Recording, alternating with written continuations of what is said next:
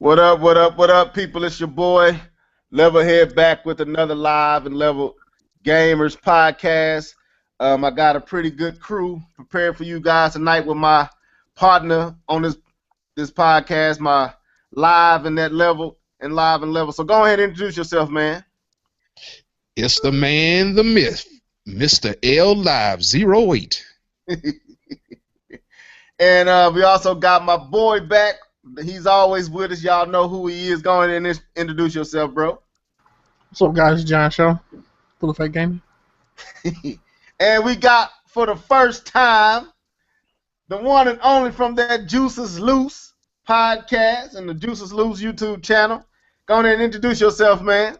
What's up, everybody? It's Terminator Juice. Happy to be on the Live and Level podcast for the first time. I listen to you guys every week, and it's a privilege to be joining you on my first Live and Level podcast, so I'm excited.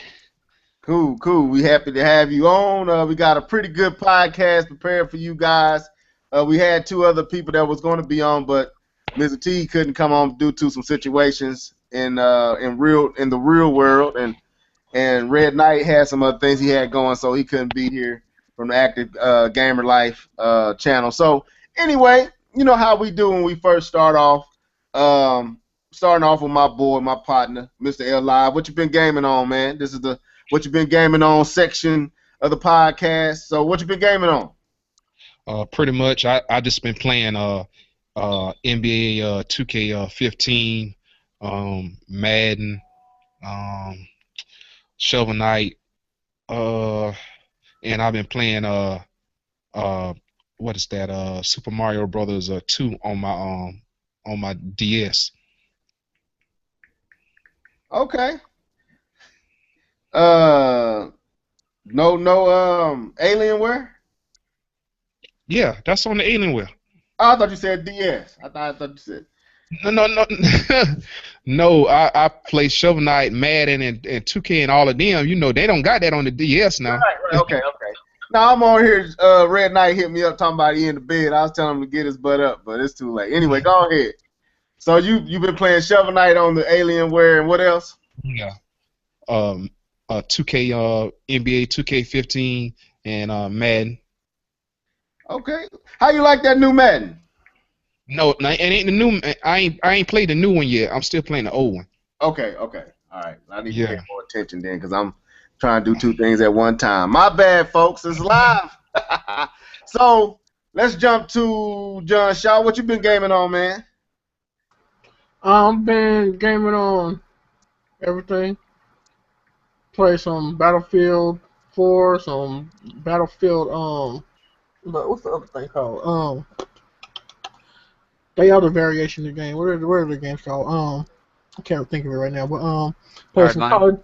I don't know why I can't remember that. But Hardline. Play some Splatoon, and then playing this Black Ops 3 beta. Okay, Splatoon, Black. Oh, you've been doing some heavy gaming over the last few days. So, how that beta turning out? Because we're gonna talk Splatoon. So, how that beta turning out? Yeah, I'm liking it so far. If you play Titanfall and you played Advanced Warfare, then you should be right at home with this because it's kind of a blend of both. If you haven't, then it might take some getting used to. Okay, all right. Terminator Juice, what you been playing on, man? Mine's pretty easy. I just got 2 games. I'm just going to say in the last week and a half, 2 weeks, I've been trying to finish that Guacamelee Super Championship Edition on the Wii U. The indie title. It's come out, I think it's been over a year since it's been out, but I finally picked it up. And it's got a sale or something? Yeah, it was on that. We had the indie sale in July. I picked it up for, like, I don't know, $8 or something. I should have got on that. It's basically, it's like a perfect homage to Super Metroid, but with the awesome Mexican wrestling like flair to the style, like the whole aesthetics based off of Mexican, like I don't know, lore. You know, they're like, I don't know what they call them, but it's a really cool game, cool music, and the mechanics are very reminiscent of Super Metroid. So anyone that's that like Super Metroid or that style game hasn't played Guacamelee, definitely worth picking up. And then the other game I've been playing is Splatoon. I mean, that disc just stays in the Wii U. I haven't really had a reason to take it out since it came out. So those are my 2 games I've been playing. Okay, so that pretty much that Guacamelee. Melee is pretty much one of those Metroid Mania type games.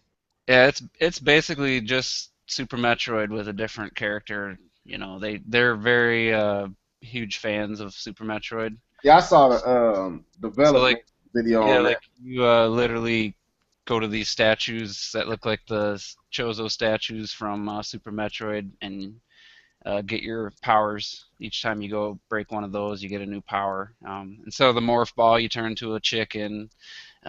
So it's you could say it's a rip-off, but they do it with such. You could tell that they loved Super Metroid and Metroid so much that it doesn't feel like a rip-off. It just feels like a game inspired by that type of game. So Okay. really well done though. One of the best indie games I've ever played as far as production. Controls are perfect. So. Okay.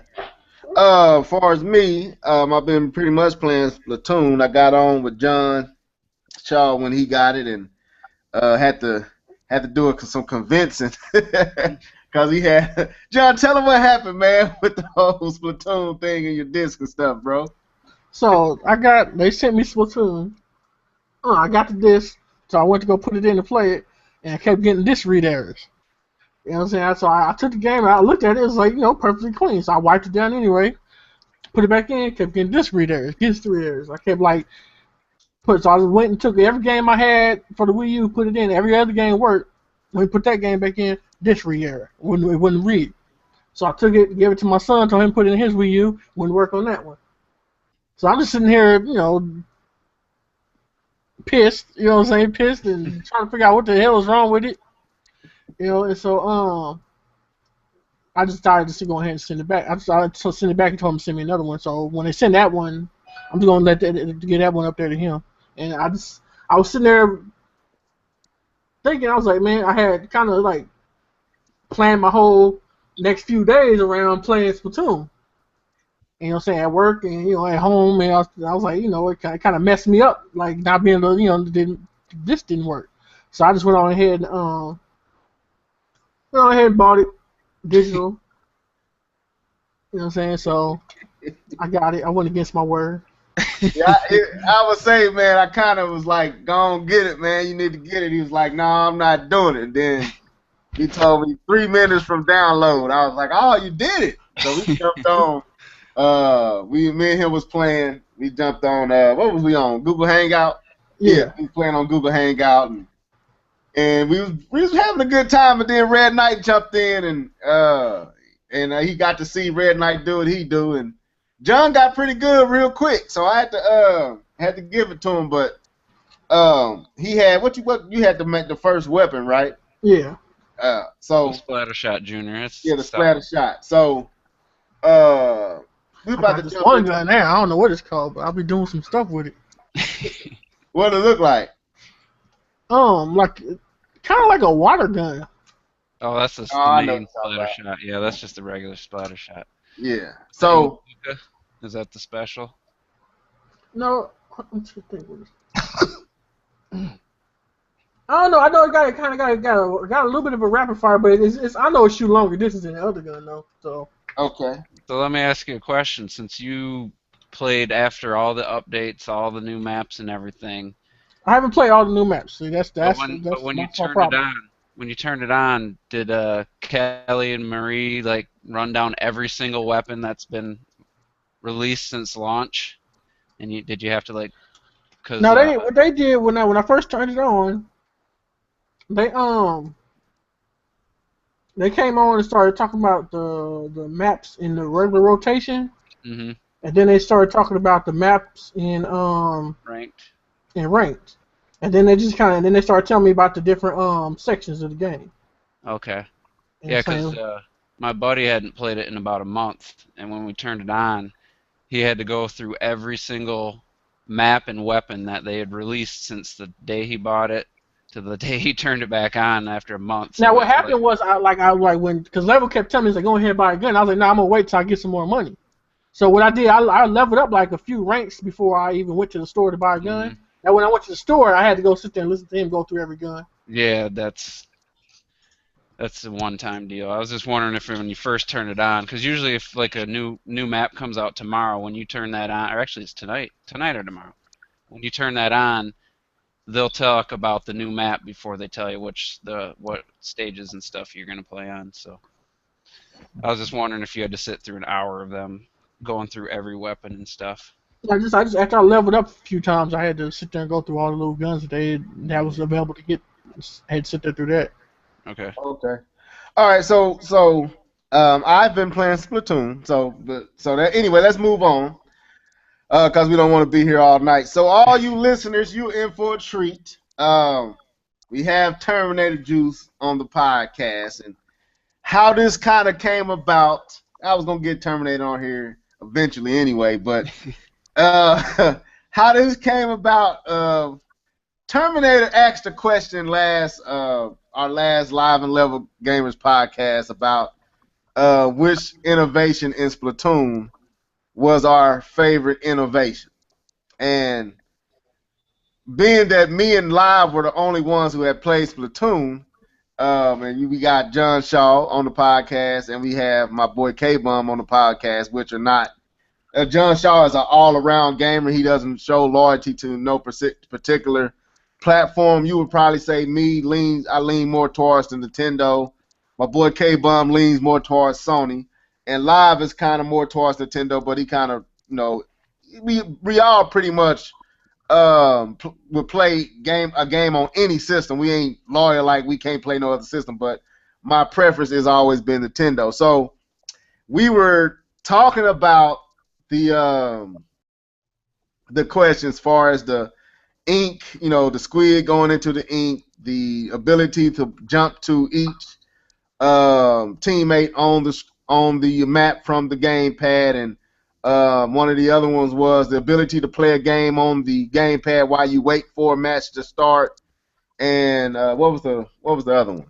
How they incorporated Miiverse post as graffiti. Yeah, how they in the maps and how they put the Miiverse post as graffiti in the actual game. So let me say this. So before we get into this, because I'm pretty sure we're gonna allow a little time for this particular topic, because I know John got a lot to say. I know Terminator got a lot to rebuttal, and so let's set it up like this. First of all, we're not talking about fun factor. I think all of us, John, you can speak for yourself because I know you said you liked it and it was fun. I don't like that game. That game was fun. That's fun. So we all like the game. The game is good. You know what I'm saying? That's not the question. The quality and the fun factor is not in debate here. The only thing we're talking about is whether the game Splatoon is innovative or is it just variations of other innovations in other games. So with that being said, let me open the floor to Live first before John and Terminator get to go. I'm gonna let Terminator talk first. Then I'm gonna let John talk second. Then we go into the disagreement. So Live, you got anything you want to say before this thing gets started, bro? Well, pretty much, I don't play the game, all the time. So I think, I only played it like twice, so I haven't had the full effect like, how you guys have had it. But starting next month, I will have the game and I will have my Wii U back, again. So I have more time, on this topic. So you let Terminator, go ahead and, answer the question. Okay, so Terminator, since you asked the question, and let me say this too, I was on Active Gamers Life podcast for almost 6 hours. Man, that was a long day, man. We did it in 2 sections. We did the first part. Y'all didn't know that, but now that it's out, I'll tell you what happened. But we did that all in one take. Mm-hmm. And my wife was like, "You still on that computer?" But anyway, Terminator, go ahead and explain, your position on Splatoon and why you feel that it is more towards the innovation than variation. Okay. And then I would let John come in and explain why he feels otherwise since he's got the chance to play the game, and me and Live will jump in when we see fit. But let's go. Go ahead. All The right. floor is yours. Maybe I should start off by saying I've been playing online multiplayer shooters since Call of Duty 4. So I got thousands of hours playing standard shooters, Battlefields, Call of Duties, Gears of War, all those types of games. So this isn't just coming from a Nintendo fan who's played Mario Kart and Mario his whole life. Um, so when I got Splatoon, the for me like just the game itself, I thought the main mode, turf mode. I didn't even put that as an option, the turf war. Like to me, that was just innovative in itself. The fact that you're not just shooting your teammates, you're not just holding objective, you actually have to paint the ground. So I didn't even have that as one of the options. So I think just the main mode, turf war, in itself is an innovation. I don't think it's a variation of any game I've ever played in a multiplayer online shooter. So I just wanted to get that out of the way because I kind of forgot to mention that before. Okay. And then inside the game, the question I put those four options because I felt those were the four biggest or most notable innovations to the shooter genre, to online multiplayer in general.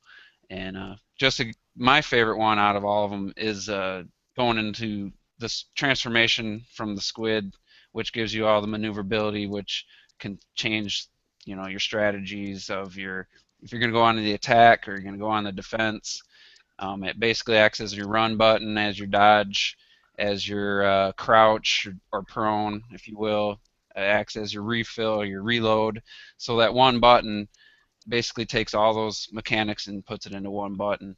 And once you master the ability to kind of set up your environment so you can kind of shoot to the left or right, so when you get to an enemy comes up on you, you can kind of go either way, left or right, and you kind of get the drop on them and stuff like that. So for me, that's like the most innovative or the best of the innovative ideas. And then probably the second one, which is cool, but I don't utilize it as much, is when you're trying to join up with friends. I don't know if you guys probably experience this. Your one person goes into a lobby, starts a game.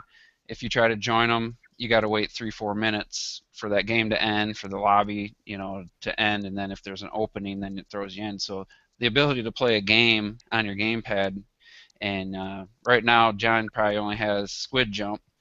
If you actually, it's unlocked through amiibos. There's like 3 other game modes you can play, and just really like takes that time, waiting, and just makes it feel like seconds because you get so enthralled with those little mini games. So to me, that was just I think that's innovation. I mean, I don't think that's a variation of anything ever been done before. And then the other ones, the Miiverse posts as graffiti, and it doesn't really affect gameplay or anything, so that's why I put that last. I just think it's a cool touch. And then during Splatfest, Leveled will know this.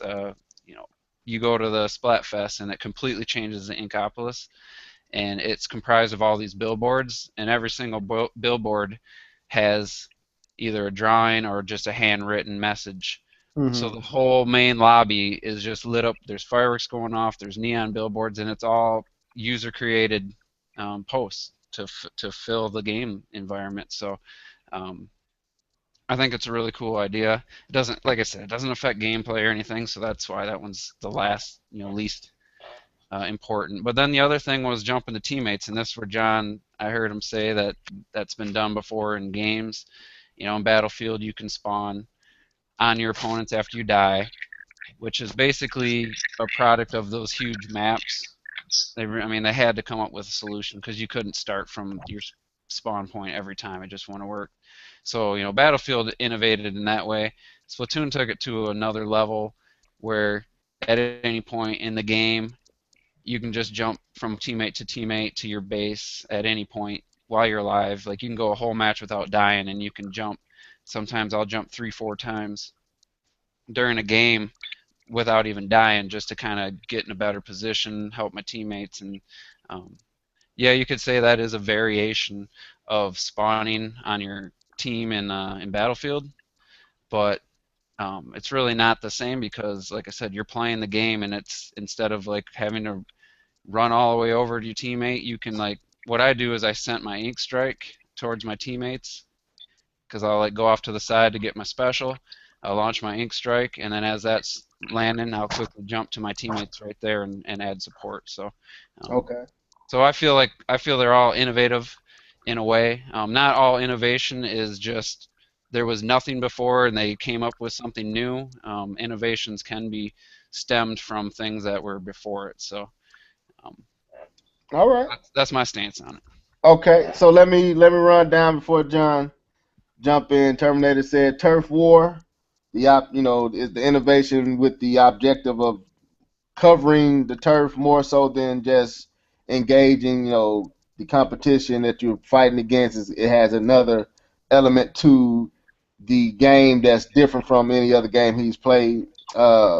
The ability to transform from squid to humanoid kid. That's what I wrote down. Uh, and the fact that one button allows you to do multiple things. One button is handling all that, like the ability to go into the ink, to charge up or get your ammo back up or fill your ink cartridge back up, and all this is being taken care of with one left trigger button. And so he said that's to me. He thought that was to him. He thought that was innovative. The gamepad, mini games while you wait for matches to start, which he's never seen that happen in any other game. Which I can agree that is new. Me versus post in the game, it's graffiti. And the Splatfest. And I know John probably hasn't got a chance to experience the Splatfest. So when he experienced that, because that's hard to explain. You had to really experience that one. But the Mevos post and all the on the billboards, hearing what people had to say right in the game, live in the game when this is done in the Meverse sections, and then the ability to jump from team to team. He said it might be a little bit like spawning, but it's more of a new thing. So with that being said, John, you share your points. Why this is more variation. All right. Innovation is a new method, an idea, a product, or etc. A variation is a different or distinct form of version of something else. So, with Turf War is just a variation of conquest or domination or control points. That's what it is. At the end of the game, the object of the game is to control the most territory when the time is over. That's the same thing as domination, same thing as control points, same thing as conquest. That's the same thing. It's just a different variation of it. And all those games are different variations of each other. And so that's why I said that's a variation. Um, what's the next one? The spawning, even though it does it different, that's why it's a variation and not an innovation. Innovation is something new. I mean, it wasn't done before. So that's why I feel that spawn point thing is a variation. The actual whole the ink spraying ink and the inkling, the ink guns, and like the spraying ink and stuff on the territory stuff, that's been done before. It's several. It's a game called The Blob that was a long time ago that did it. There's a game called Color Wars that was for the 360. That was a Avatar game that got canceled. That did it. And Tony Hawk, you would do graffiti when you did the tag each part of the map by doing tricks, and if your trick was higher, then you took over the other part of if you took over the other part of the person's graffiti. You did in games like that. Jet Set Radio had a mode like that, and it had a multiplayer mode. It was couch multiplayer. So Yeah, I that type remember of so that type of color in the field that's been done before. Now Splatoon took it and made it better. Let me Terminator, write down the points that you want to rebuttal, so when you get done, you can come back in. Yeah. So go ahead, John. And so that mode has been done before. Now the the Miiverse post in the game. No, I don't, because I don't think that we don't have nothing like Miiverse anyway. So I don't. Nothing else has like Miiverse. So I can't say that's not an innovation. So I had to give up that one. The spawning, I still think is a variation, but yes, they changed it into where it's something different. You can do that. What else? Oh, the playing the video games while you waiting on load screen. Namco's been doing this for a long time. Namco's been doing this since the PlayStation. Okay. With Ridge Racer, basically almost all their games with loading screens. They have little mini games and stuff like that. It's a couple other ones, but I can't think of them. Transfer into the squid, the cloaking of the squid transformation. Okay, going into liquid, that's basically a variation of cloaking. Because basically what you're doing, you're disappearing from the game area, where the other player can't see you till you pop out. That's a variation of cloaking. Even though it does more things with that, because it also loads your weapon and you can go wherever your color is, but it's still a variation of cloaking. It's done better, but it's still a variation of cloaking. What else was it? Turf War. I think that was it. I think that was all of them. Jumping to teammates. You pretty much covered all of what. What I do want to say this. What I do when as playing the game, I sat there. I had to think really hard about it. The weapons in Splatoon are innovative. I haven't seen anything else use those type of weapons like that. Okay. With the way they interact with the map. Each gun has its own interaction, has its own reaction to when it's shot out and stuff like that. I mean, like you got the roller, you just sitting there, you just basically steamrolling over everybody, and then you can just hit the other button and basically throw paint at people. Then you got the paintbrush, which is kind of like a sword, or whatever. Mm-hmm. And you just go in there and chopping up people and stuff like that. Then you got the regular gun, what I started with, and then you got these other guns it's like a airbrush gun, right? Something like that. I say that's innovative because I had never seen many of the weapons do the creative. I've never seen weapons creative like that. Okay, so basically you saying what you don't feel, and I'm gonna let Terminator and Live. You got anything you want to say? Because I'm gonna let them. Then I share my thoughts once y'all get done sharing y'all thoughts. So John is saying to him, what is more variation is the going into squid mode, traversing through the ink. To him, that is more of a variation of cloaking. And I want you to write these all down, Terminator, so when you talk, you can rebuttal or say why you think it is more of an innovation than. The other one he says he thinks is more of a variation is the ability to spawn or jump to your teammates. That's a variation of spawning, and then he said he conceded with Miiverse, which he had to because it ain't nothing like Miiverse is a first. Turf War, he named several games. The Blob, Tony Hawk, Jet Set Radio, all have variations of coloring the field, and he named other games and other different, modes in multiplayer that would be a turf war type of game. So this turf war is a variation. But what he did say is innovative in his mind is the weapons and what else you say? The weapons and the way that they interact with the environment and the environment. So with that being said, Terminator, give your rebuttal on all those.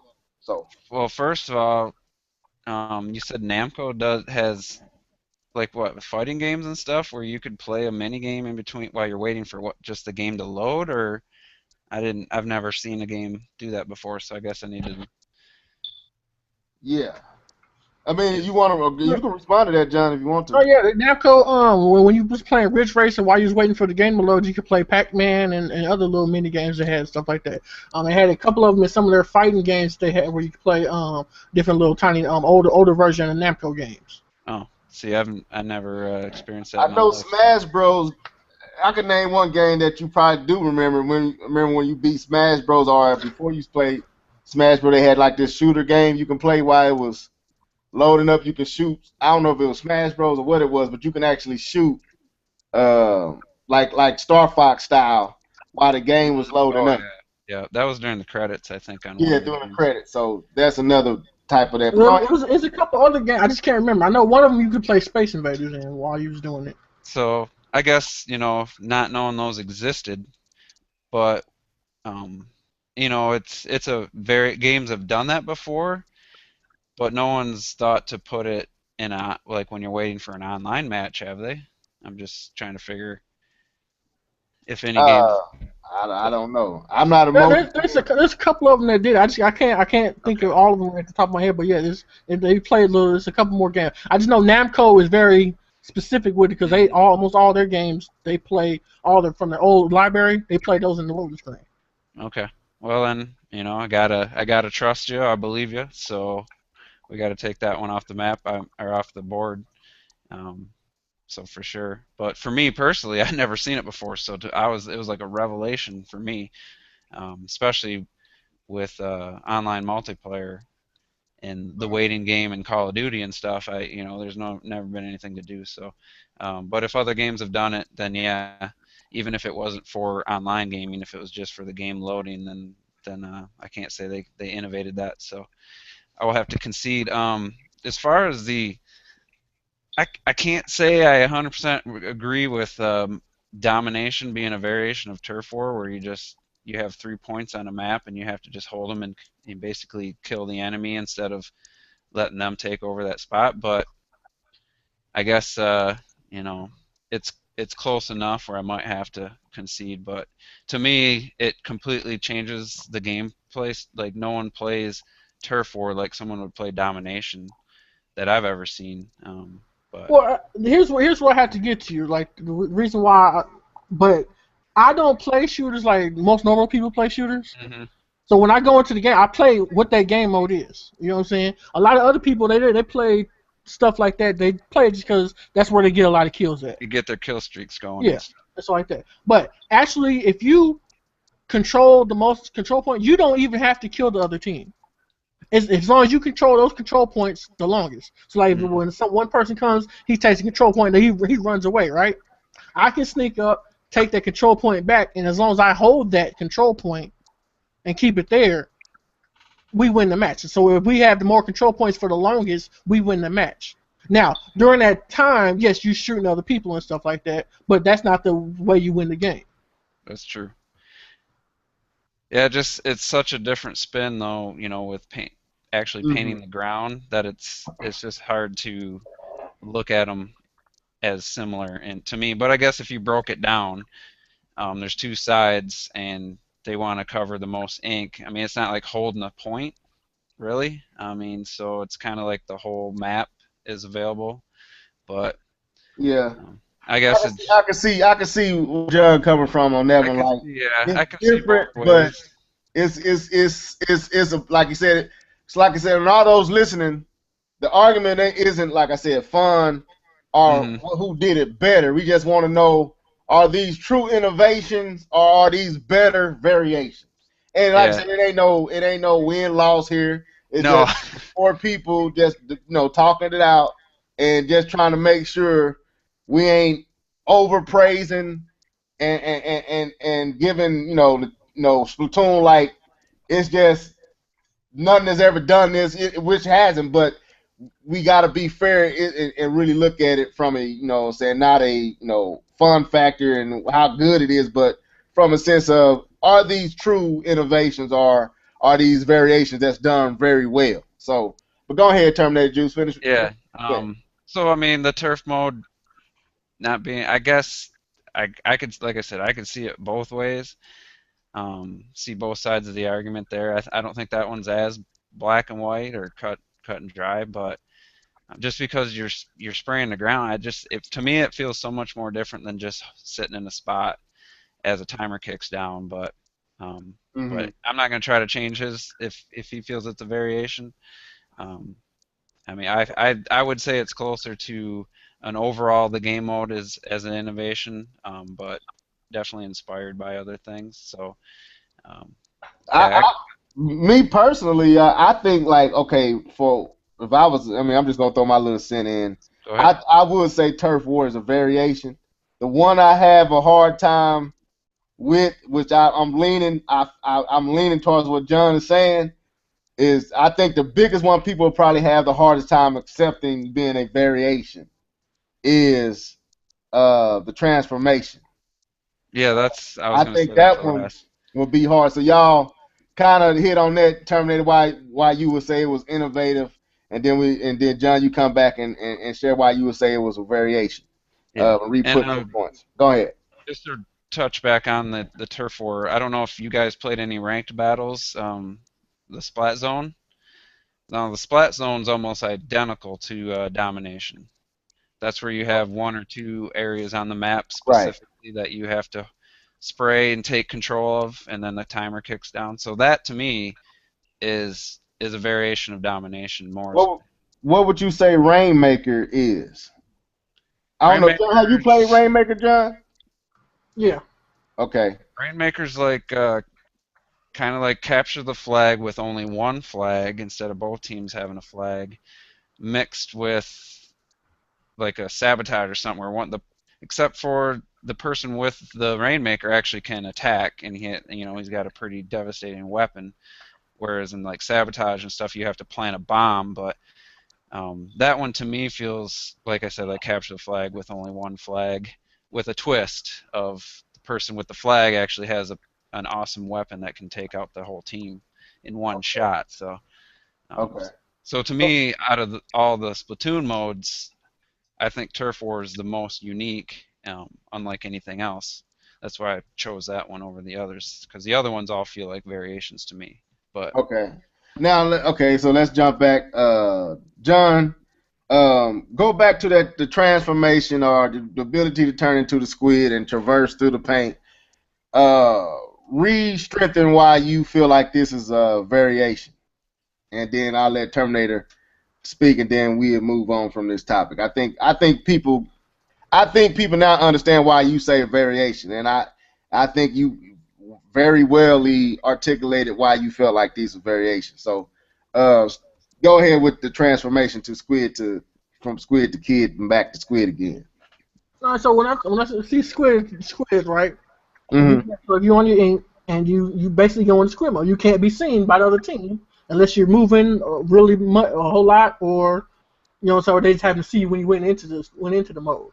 I think is a version of cloaking. You wait, you can wait. And it's also the same thing you would do with cloaking, the same gameplay style you would do with cloaking, while you cloak, wait for enemy team member to go by, and then you pop out and kill them, or splat them, whatever you want. Since they kill them, but splat them and stuff like that. But I just feel that's the same thing.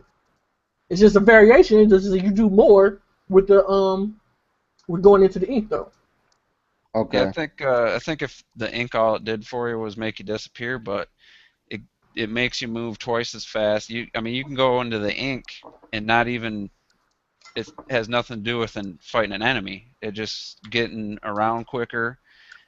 So that gives you this strategy of like the splat chargers and the weapons with more range. You fling out paint in front of you, and then you dive in, and you traverse the environment way quicker while you're reloading.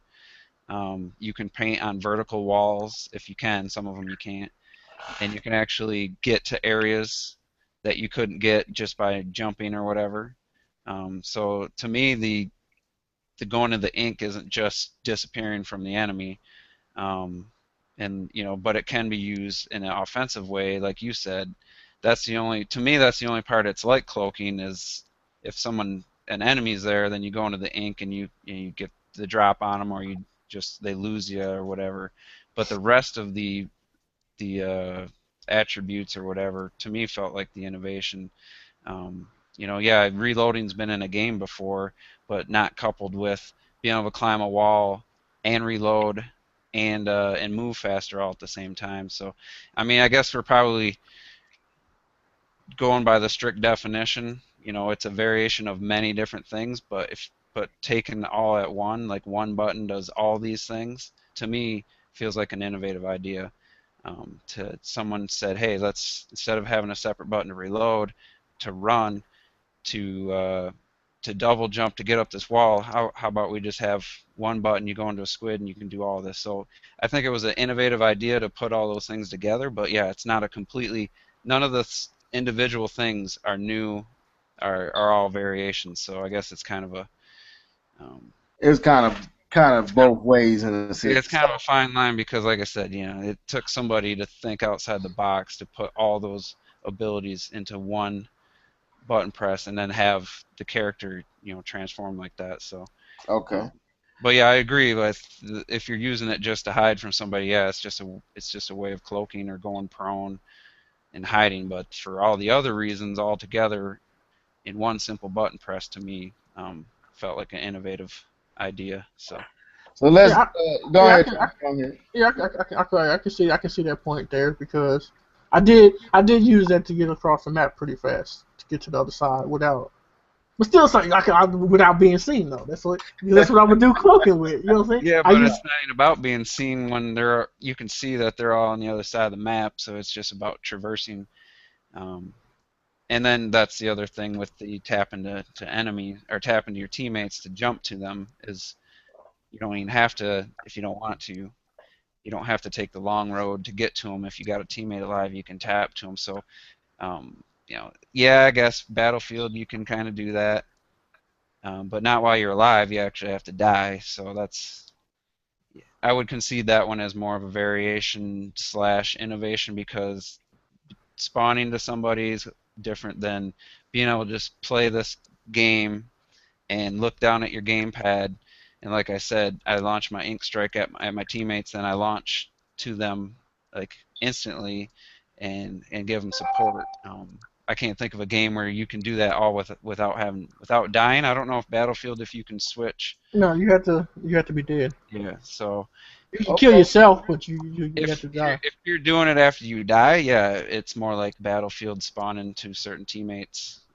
But if you're while you're alive and actually, it feels completely different than just spawning And on let me somebody. say that I know last time we talked about that part.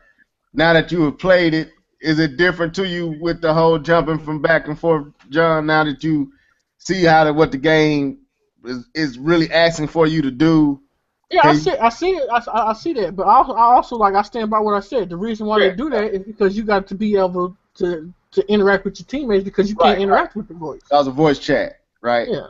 Okay, okay. I'm like I said, this ain't. You know what I'm saying? I want everybody to see a healthy, reasonable back and forth disagreement, understanding each other's point. And I feel like John very articulately, very well, he articulated his point. I feel like Terminator articulated his point well. What are you talking Um, about, man? I ain't gonna talk to John Shaw anymore. I'm severing ties, man. so I was on a red night because he hit me and said, man, Splatoon is innovative, so. But next time, hopefully, we can get him on and we decide to pick this topic Hey, back up another time. there's a lot of innovation. There's a lot of variations. Yeah, So. but I See, do like. here's what people gotta understand. Like, variation doesn't mean it has to be exactly the same. Right, Yeah. You know what I'm saying? It's a different or distinct form of something, of a version of something else. right. Okay, But so Yeah. it can I be its like. own thing, but it's still it came from something else. Like it Yeah, because evolved to something else. Right. third-person shooters have been around for a long time, so it didn't. It's now innovation of gameplay because as far as the basic game description, third-person, shooter, I guess, if you will. I mean, that's Right. been done before. It's just a new way to do that. But inside the game, I think there's some very innovative ideas. Yeah, Like, I see both points. I think John very well articulated the fact that some of these things that we are saying are innovations are indeed very good variations. hmm And then some things, like you said, Terminator Juice, I would still say is innovative. Um, Even though it might be a variation of other things, I think the idea to do that there was innovative. So, but I think John make a very, very, very good point with the weapons. I didn't even think about that. I haven't seen, and I've played games like Ratchet and Clank where they got a lot of very cool different weapons. The many takes on paint brushes, paint guns, rapid fire guns, scopes, everything that they do, that part is very, very innovative. Yeah, Let there's me a let few. Live get in here real quick. Live, you got anything you want to share? Mrs. Live? I think he went to go buy his Wii U and Splatoon. Okay, so go ahead, Terminator. You was finna say something? Yeah, I was just gonna say like there's a few weapons that feel like the Splat Charger definitely feels reminiscent of a sniper rifle when you get the scoped one. Mhm. What's it And called? then I've been looking for that one. it's just the Splat Charger. Well, the scoped one, some of them you have to play the single player to unlock some Oh, of the okay. weapons. There's one with a scope on it that shoots like really far. But like the paint roller, like some people compared it to like a shotgun, and I'm like, I No. guess if that's a close range weapon, but it does nothing's ever been like. I mean, there's nothing ever in a game that's had a paint roller where you get rolled over and you're done. No, that's what I'm saying. Cause like, okay, so you take a game, right? The objective is to shoot paint, right? Hmm. Never, I wouldn't have thought of the many different ways to shoot paint. Like, you know, I was saying, I had to sit there and think about it. I said, okay, I can't argue against this. I said, they didn't sit there, and I'm sitting here going through all these guns and all these different ways to shoot paint. I said, I can roll over somebody, I can shoot somebody, I can throw this like the bucket. Okay, this is dude, he just sitting there throwing buckets at me. What about the sub weapons? You got the little Oh yeah, secret weapon. the little bombs, the little spray shower, like The wall sprinkler. thing. Mhm. Yeah. Then you got the little sprinklers. Yeah, this I can't argue against that. That's it's Like I you. said, it's a very good. I mean, it's got a lot of nuances to it, while it is borrowing a lot of ideas as well. So, um, y'all want to move on to the next topic, or y'all still got more to say about Splatoon? I I'm don't. good. I'm I done. concede on a couple things, and I'm glad he brought up the weapons, and I feel good about the discussion. Live, you got anything you want to share? Or you ready to move on? Hold on. I'm trying to get my cell phone to stop ringing. Okay. Okay. I think Mr. L Live needs to get a roller his ass to Walmart or something, buy a Wii U and Splatoon. So let's move on to this next one, because I believe y'all gonna have a lot to say. This has been something that I've been seeing, but I haven't talked about, and that's with Kojima. How you say his full name? Hideo or Hideo. Yeah. Hideo Kojima. All right, now I don't know how familiar you guys are with the whole situation surrounding Konami and Kojima, and the fact that with the new Metal Gear Solid, he have left the company, and they have pretty much taken him out of the credits, pretty much whitewashed him out of the game, and there's this whole friction going on with Kojima and Konami, and there's a history of this where Konami do developers that were under them like this. So, John, how familiar are you? I mean, Live, how familiar are you with this situation? From what I've heard and what I have read is this has been going on, for a good time. So pretty much Kojima and his workers, pretty much kind of like stiff Konami. They would I don't know if this is true or not, but pretty much they would go on long breaks, kind of like overspending, on the budget, instead of the game. Instead of the game coming out, recently, what happened was Kojima had delayed the game without Konami, even knowing, delayed the game and went over $80 million over budget. So I think Konami was kind of pissed. They was like, what's going on? Y'all having these parties and doing this and doing that, but the game is supposed to be out now. So See, I don't know. I don't know the whole story. All I know is I've been watching a lot of folks' videos where they're complaining about how Konami is treating um uh yeah, but Kojima. they But treat you saying that Kojima took advantage of Konami? pretty pretty much. I would say Kojima and his staff pretty much, you know, they kind of overdid it a little bit. I mean, who hasn't been on a job and kind of overdid it a little bit. I Okay. think I think Konami just got pretty tight, with the situation as the generations went goes on. Everybody got pretty much tight with their finances, and I Right. think that was the point. Konami got tight with their finances, and Kojima is the golden boy, but Konami is like, hey, look, this game we got a date. It's supposed to be out, you know, and you went $80 million over budget on top of that, and the game still ain't out yet. What's going on? You know, Now I know John Shaw is a big Metal Gear Solid fan, so I'm pretty sure he might know a little bit about what's going on. And so, John, what you think? Based off a little bit live, just share it with us and what you know. Man, What's going on, man? I'm putting it like this. Besides Metal Gear, besides Metal Gear, what other than Castlevania have you heard of Konami making recently in the last 5-10 years? Nothing. Not that Exactly. I don't keep Exactly. up with Konami. So if he wants to go over budget, then he can go over budget because basically he's the one keeping Konami in the game.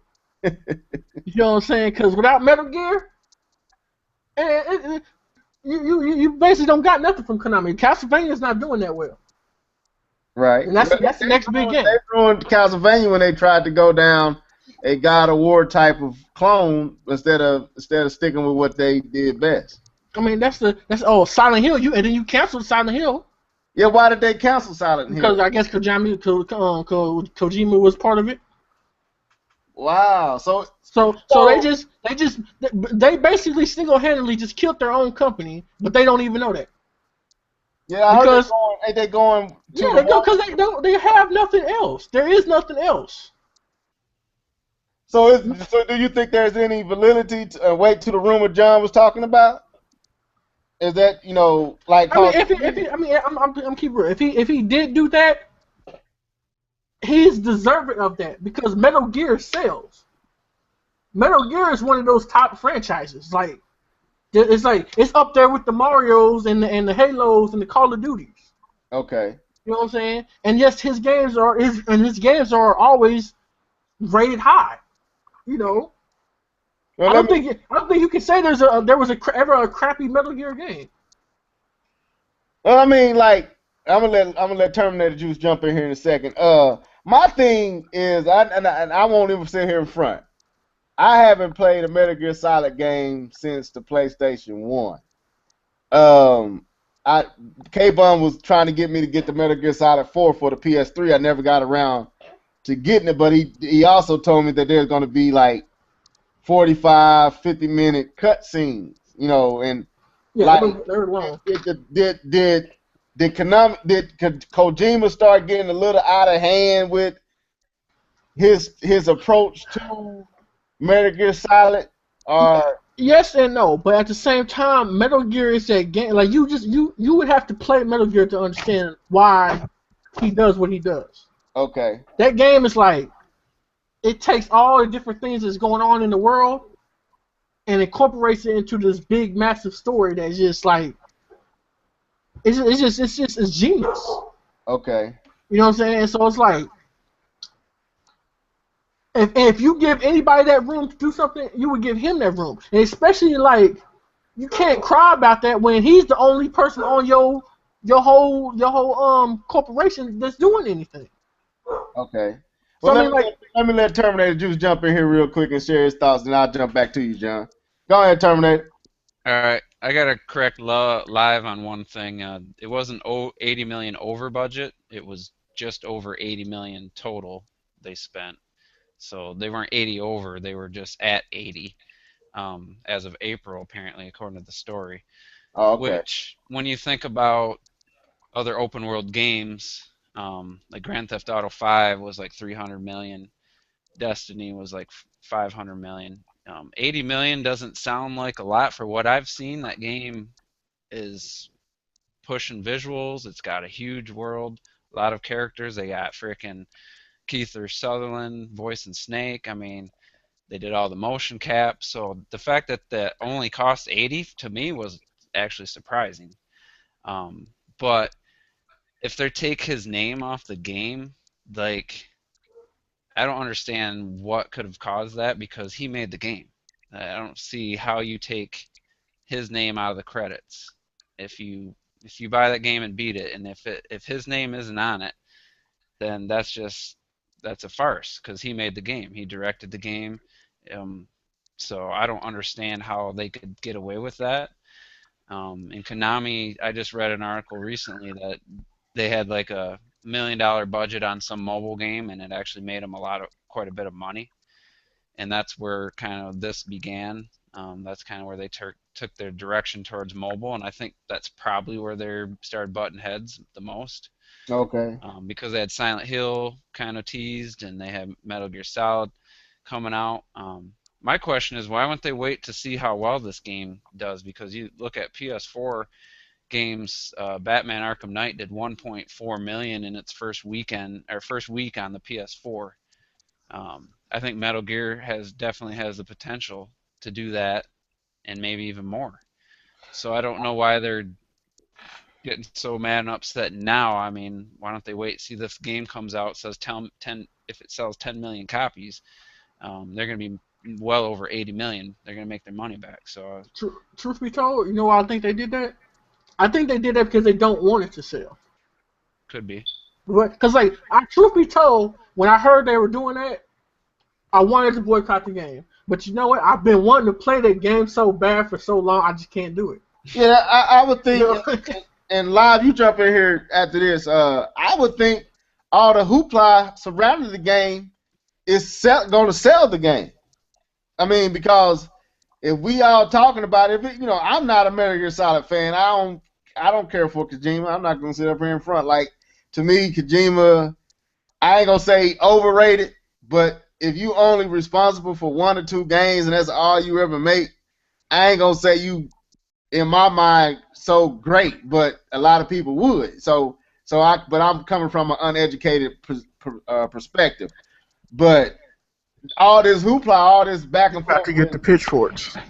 Can I He's about say to get something the before we go to? pitchforks. I know. before we I'm go saying live? no. Understand what I'm saying. I'm not letting Live you come in. Let me be fair. Maybe that was wrongly worded. What I'm saying is, like, I have never seen anything Kojima done outside of Metal Gear Solid and maybe Silent Hill that is that makes him be so grand. Like, to me, that's just my opinion. I'm not saying that. I'm not telling everybody should have this view of Kojima. I just think he gets a little bit more praise than he's worthy of. That's just my opinion. But and I know, John, I'm pretty sure because I know you're a Metal Gear Solid fan. So, but Live, jump in here and share your thoughts. Then, John, you jump right behind him.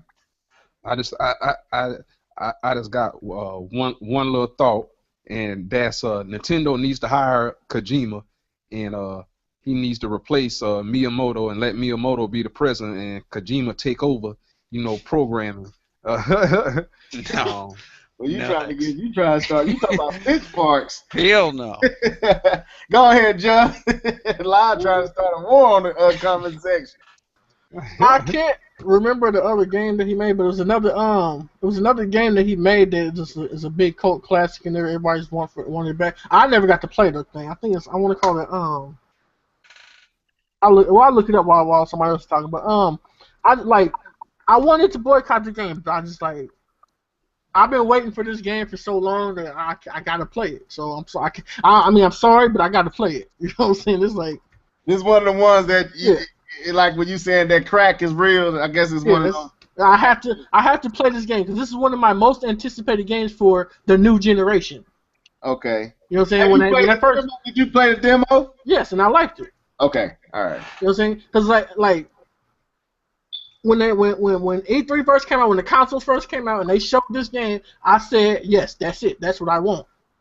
You know what I'm saying? I said I have to play this game. You know what I'm saying? Then all the stuff, I was like, oh man, I might have to boycott that. I was like, nah, I got to play this game. You know what I'm saying? I was like, no, I got to play it. But by them doing that, I think it's a slap in the face. But I think one, it doesn't matter because everybody knows Metal Gear is Kojima. You don't even associate Metal Gear with Konami. It's like Miyamoto and Mario. They're inseparable. You know. But when you say Metal Gear, you don't say, oh, Konami. Konami is not even a mention in your vocabulary. You're just thinking, oh, Hideo Kojima, Metal Gear. Oh yeah. Right. And what's the other dude that used to voice Snake? I don't know that. I forgot to do his name. And you think of him. You don't even say Konami. Who even thinks of Konami these days? Like, what happened to Konami? I mean, Konami used to be like in the same stratosphere as the Capcoms and the. Yeah, back in the day, but they didn't do nothing recently. That's what the most recent games they did is the Castlevanias and the and Metal Gear. But other than that, they've been strictly they keep trying to rehash the old school games. Okay. Let me just say I forgot to tell people kind of my history with the series. I played Metal Gear Solid. Actually, I bought the PS2 disc, but there was a little emulator disc for the Sega Dreamcast that let you play Metal Gear Solid on it. But I played the original. I bought Twin Snakes on the GameCube. I was one of the few. And then I bought my PS3 to play Metal Gear Solid 4, having not played 2 or 3. I was ready to play another Metal Gear game. I enjoyed it, but the gameplay, the shooting and all that, isn't amazing. It's decent. It's fun. I got a little sick of all the cutscenes. I'm not big on cinematics, which is going to get, Metal Gear is like a perfect candidate for our next topic because it basically is already a movie at times. You just set your controller down, PS3 controller turns off, and the movie and the cutscenes play for 30-40 minutes. So that aside, I was looking forward to Metal Gear Solid 5. I was going to get on my PC if, the PC version was good, unlike Arkham Knight. But I'm looking here, and Ground Zero sold 2 million copies. Like, with all the it was on PS3, Xbox 360, it was on all the systems. And even if let's say they made $10 per game, that's $20 million just from that going towards that budget. So I don't understand why there's I don't know what the reason is. Yeah, I don't know. That's why I asked the question. I don't see what's going on to the point that you got to remove the dude from the game. Like that seems pretty extreme. So yeah. There must be some legal reason, or legally they must be able to. I don't know how, but and it just sucks for Konami if they're gonna go all mobile. Bye. You're never gonna see any Terminator Juice money ever again because I don't buy mobile games. So I'm not gonna front. I was keeping a distant eye on Metal Gear Solid 5. After the overrated demo that you had to pay almost full game price for, I thought that was very insulting to the gamer and the fans of Metal Gear Solid. But I remember John was saying you can beat the game in probably an hour, but there's other stuff you can do that take you, maybe 10 hours, 10, 11 hours. So, but I don't understand this situation. From just looking on from the outside looking in, nothing Konami is doing with Kojima at this moment, whether he was a bad guy or whatever, makes sense. This man is a part of your lore, is a part of who made you who you are. Why would you want to whitewash him out of the history of Konami? Live, go ahead. I think you trying to say something. I just think that Konami just got tired of Kojima. I think that's what it was. I think they just got tired of him and tired of his antics, and stuff like that. we never know, how, how a developer is, or how Difficult it is. huh? How difficult it is. Yeah. We Right. never know, how difficult it is, with the company.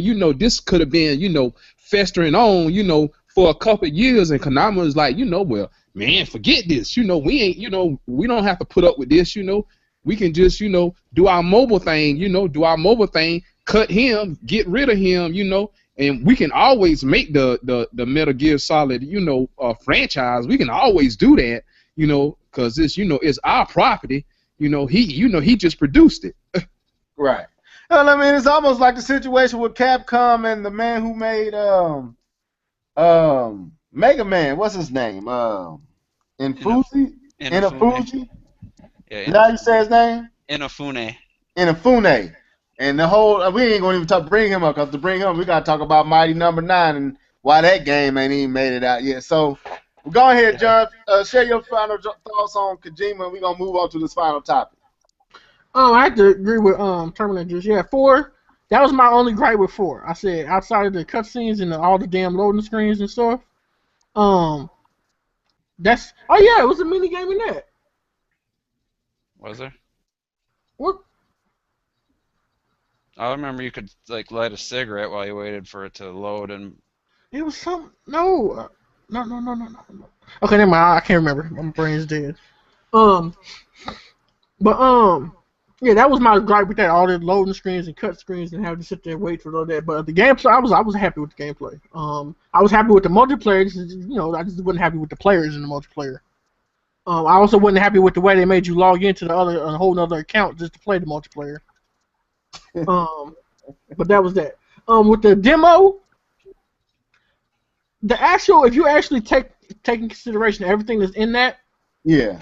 That's what you. It's actually a decent small game, but the way they presented it by giving you that first mission, which is the main mission, if they would have put all the other side missions in with that mission where you saving pass and you saving the other dude, if they would have put all the other side missions like destroying this and getting this intel and doing all that different stuff, and when they put all that in there with that mission, made it a part of the mission. Yeah, it would have been a bigger game, and people would have seen more of it. But most people they just played that first part and then kind of set it aside.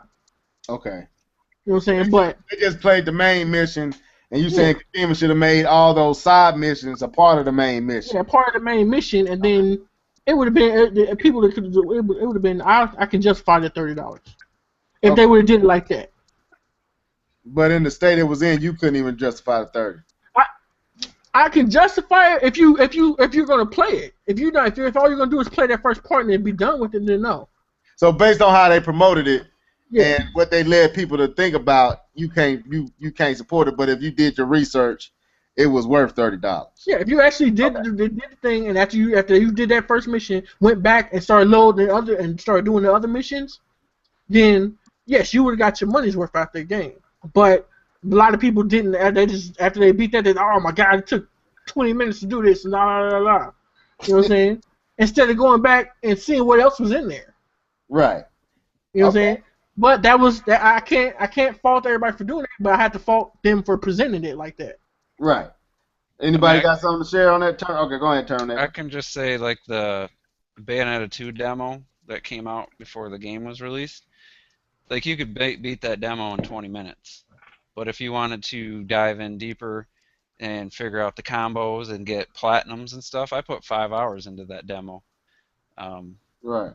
Delving deeper. So, I haven't played Ground Zero, so I can't comment. It from what everyone tells me, there was a lot of little side quests, but, you'd have to really be interested in, delving into that to get something out of it. Okay. And not to sell it, but it's free now on PSN and Xbox Live. It's free? Like it should be. It's free. Like it should have been. And you gotta have online though, right? Yeah. Oh, You gotta be gold. I ain't got live yet. I need to get that. Live, you got anything you want to say before we move on to this last topic and try to answer a few of these questions? No, I'm straight. Okay. And let me just real quick, I said earlier I wasn't sure if that new map for Splatoon was coming today or tomorrow. It's out today. It's Yeah, out it's right now. yeah. I forgot you did say that. I already knew that. Yeah, Uh, I just I wanted to was correct So myself. how do you? It just automatically downloads, or do you want to turn it yeah. on, or? When you turn it on, it upload. Okay. Actually, I guarantee it was part of the update. Just like the original, So it's already on the disc. like it was on the disc, but I think this was in the update, which was like almost, what was it, like 2 gigs, or no, it was like 600 megabytes. Yeah, five, I five. guarantee this and that other bridge map were in the update. It doesn't even download it. Just you turn it on right now, it's there. There Okay. was it was part of Okay. the download, and like they like to space out the stuff, whether people love it or hate it.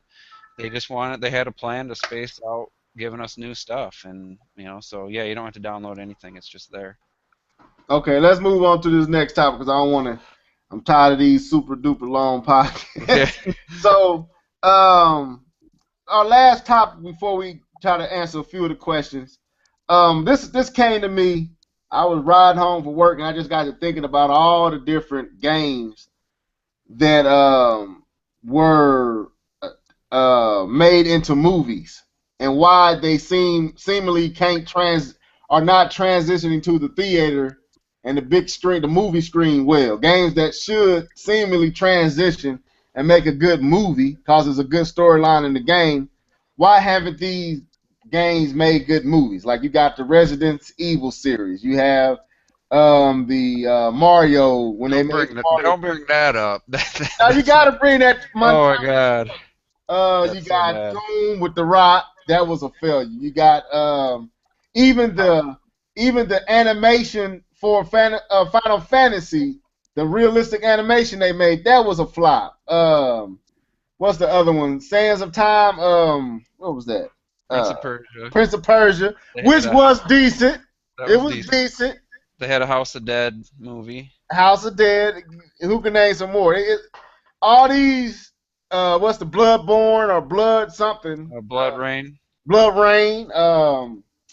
What is going on that Hollywood can't take these games that's already pretty much laid out there with all this lure and all this to Street Fighters, Mortal Kombat. I mean, the list goes on. Why can't Hollywood seemingly take these games? And I'm gonna start with Live first since he's been quiet. Why can't Hollywood take these games and make good movies, man? Because they're video games. They're in a fantasy world. You get on the game and you can do what you want to do, within that world. Now, when you making a movie, you limit it to a budget. You can't you can't make it, what you want to make it.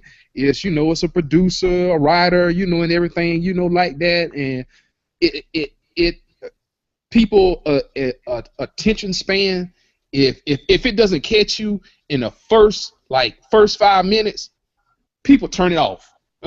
They'll turn it off. They'll tune out. Huh? They'll tune out. Yeah, they'll tune it out. They'll be like, this movie is crap, and they'll let it, they'll just let it go, and people will hold it to a high authority. Say like with the Transformer movies, like when I was coming up, I read the comic books, and when that first Transformer movie came out, I was pissed because I was like, man, what in the world? Optimus Prime don't look like this. Megatron doesn't look like this. What in the world is going on? So it's that perception what you have when you're playing a video game, and then the perception that you think you're gonna have once you watch the movie. And sometimes it doesn't add up. Okay. Like you say, like with the Resident Evil series. Oh my Lord, Yeah. they killed that. They killed it.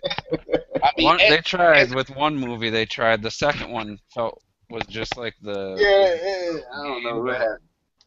Go ahead, Terminator. Go ahead. I just did a movie podcast last week, so this is fitting to talk about this. I think there's a big problem back in the day was like Mario Brothers. There isn't a story. That game's all about gameplay, and playing a game. And yeah, there's a little bit of there was already some built-up backstory, but minimal.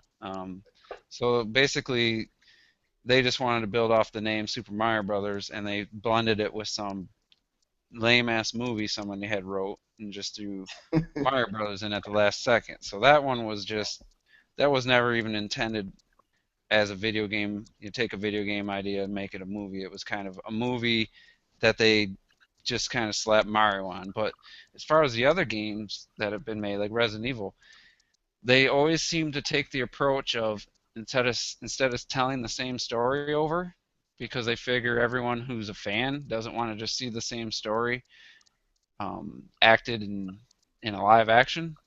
I don't know why, but they just look at it. They other than Resident Evil 2, all the Resident Evil games have nothing to do with, or all the Resident Evil movies have nothing to do with the games.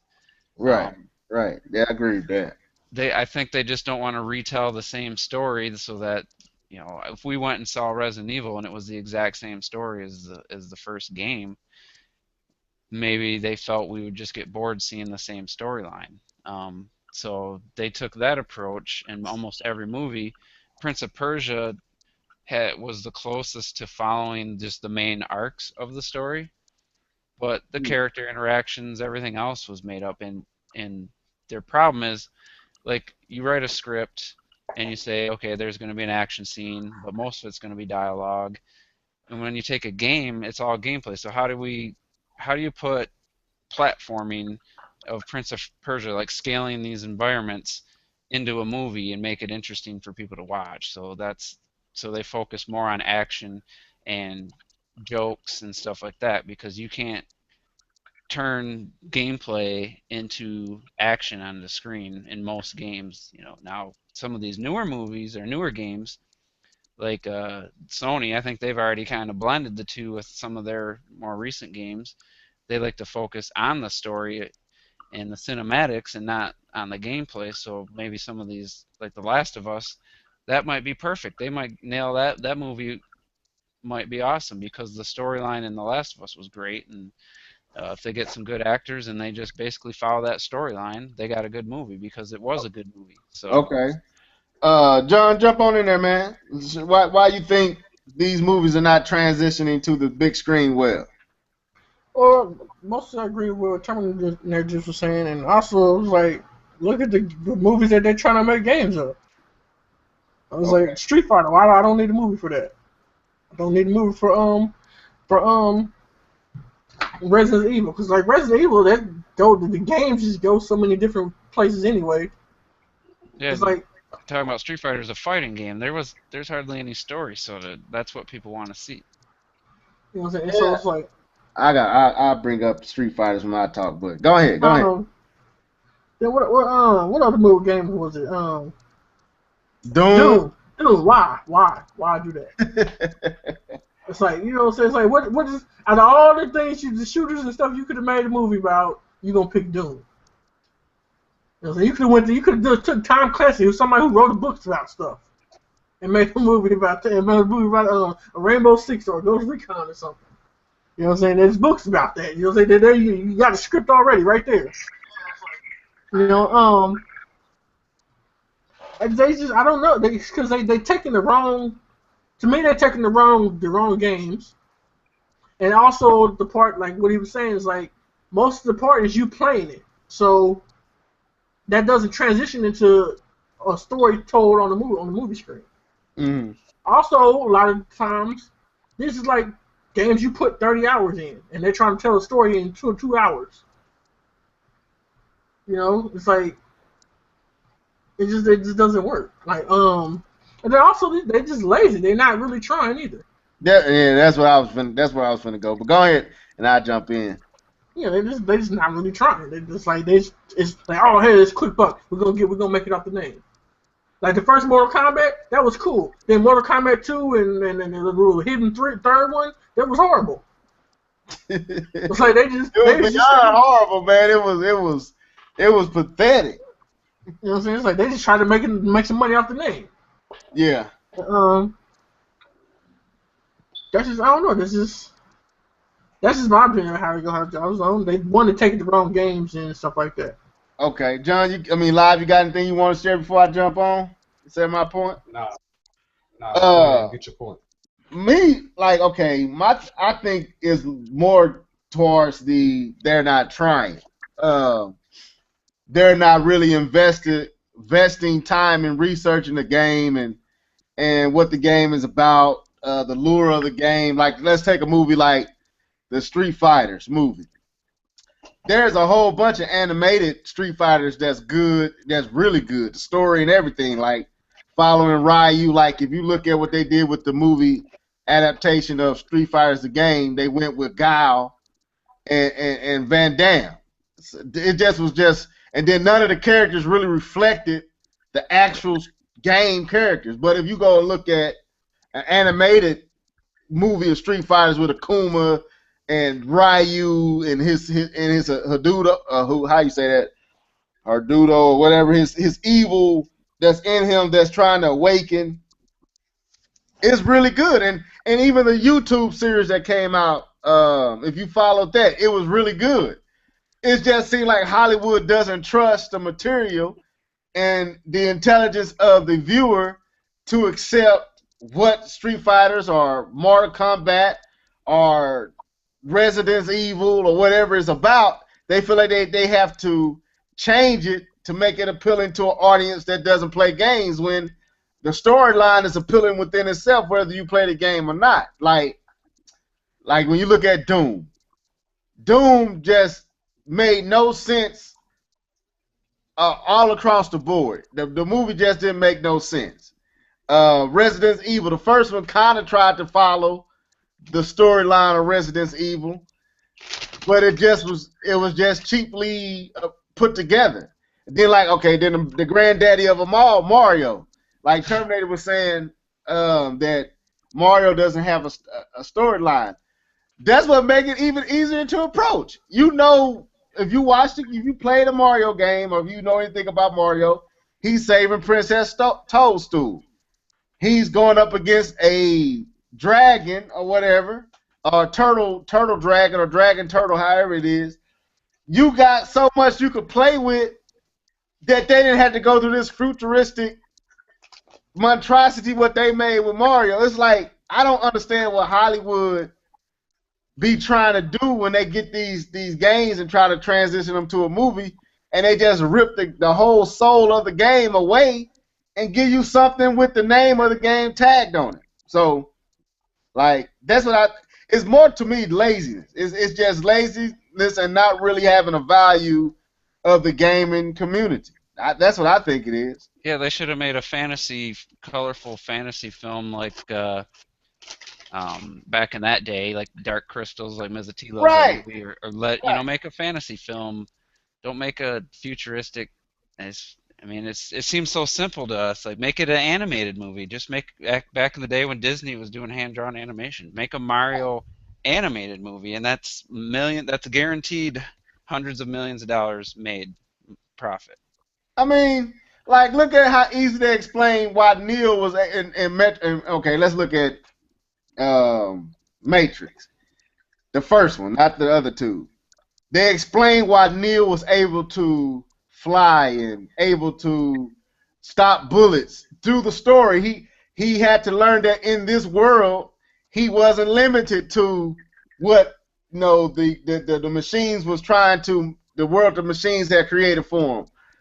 Once he came back into the Matrix, he can manipulate the system. They could have did something like that with Mario. When he went into the Mushroom Kingdom, there were certain abilities that he had that he wouldn't have had in where he was from.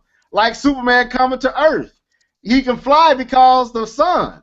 Well, Mario could have had his abilities because in this world, maybe the gravity was different. Maybe whatever. There's a whole bunch of ways they could have went instead of giving him some crazy mechanical shoes. You know what I'm saying? Like, it was just, I don't understand. It's like, I'm just an average Joe. We all average Joes. Why can't we come up with creative stuff like that, but Hollywood can't? Whoever want to jump on that. I don't know the answer because it makes no sense the way they've approached these. Yeah, some of them been low budget, and a lot of them been like unknown directors or directors that do like B movies straight to DVD or VHS back in the day. Right. Like, Kind of like, a way. like, look at. Okay, and John or live, you can jump in whenever you want to. Look at, and I know this ain't a game, but it was a game. It was a cartoon that went to a game, but Ninja Turtles. Look how they jacked up. Hmm. How many times can you jack up something that is just plainly handed to you on a platter? You don't have to do nothing but make it look real. That's I know. it. You don't have to write nothing new. You don't have to. How many times have they changed Splinter? Splinter in the animation is a human who was you know what I'm saying, a martial arts person Yeah, him and who Shredder knew each him and other. Shredder. All right, the first movie, he a rat in a cage mimicking his master. Hmm. In the new movie, he's a rat who read a book. Like what? And I want to say something so bad. Hey man, don't be hating on this Turtles. No, because It's like Shredder was dope. Shredder was dope in the new No. Ninja Turtles. you took away one of the best parts of Ninja Turtles was Shredder and Splinter grew Yeah, up together in the same dojo, loving and the they knew same the woman. same martial arts, and then they just had a different, Well, they Shredder had to was, fall out of a woman. yeah, Yeah. that's perfect for a movie. Why wouldn't they It's use like that? what the world are y'all thinking? Why do you have to change that? Listen here. Don't be talking about my Ninja Turtles one. I watched that Ninja Turtles so many damn times. I can't Well, even we're talking count. about the new But one. dude, I like the first Ninja Turtles. Don't get me wrong, but you cannot tell me that you didn't pause for. And I'm talking about, dude. I think I was like, I was a kid. I didn't care. I was in the sixth grade, so I was about 11 years old. I saw that I, movie 30 times, so. I I didn't care. I was like, they made Ninja Turtles and it was awesome. It was, but dude, you cannot tell me you did not I pause. don't know. I was a kid. I didn't care. I cared, man. You have to He-Man. understand. He-Man. Keyshawn, come You here. see what they did to He-Man? You watched Ninja Turtles, right? Murder He-Man. They murdered He-Man, man. Like, Murder The first He-Man. Ninja Turtles was awesome, wasn't it? Yeah, it was good. it was It good. was like It Splinter. was It was like awesome. Splinter. Mm-hmm. Huh? He was actually pretty. He's one. He's actually those. He's the one who hasn't changed throughout any of the series. Who was that? It was this one's son. It's Shredder. See, he like, see, you can't hate on Ninja Turtles, man. Shredder. Yeah, wait a minute. Let that hush up, John. Let me talk to your son. Let me talk to him. Hold on. Here, Keyshawn. What's his name? What's his name? Keyshawn, hold on. Keyshawn, listen to your boy Levelhead, man. Splinter was a human who turned into a rat. Not a rat in a cage mimicking his master. After that, the movie was good. Let's look at Shredder. What did Shredder do in the movie that made him tight? Nothing. Where was the Foot Clan? Where was the robotic foot? Nowhere to be seen. Where was Crane? Nowhere to be seen. Nowhere to be seen. The first Ninja Turtles was good because you finally got to see it on the big screen. But as a child, when I was watching it, I'm looking at what's going on with this? Where's Crane? Where's Bebop. Bebop and Rocksteady in the second one? Like, Exactly. come on, John. Don't teach your son right, man. Raise him up right, and then when he get old, he won't depart from this truth, man. Come on, John. You know the first Ninja Turtle was messed up, even though it was slightly good. Come on. Go ahead, man. Who want to go? John's Terminator Live, whoever want to take over. I'll just say that what was it, last year or 2 years ago when the new version came out? Last year. Did you ask him something? No, I was You just schooling him. preaching. I just wanted him to listen to me. Oh, okay, because I gave him the headphones. I didn't know. So you got the Ninja Turtles, they get the budget, they got the special effects up to, the standards we wished we had back in the day.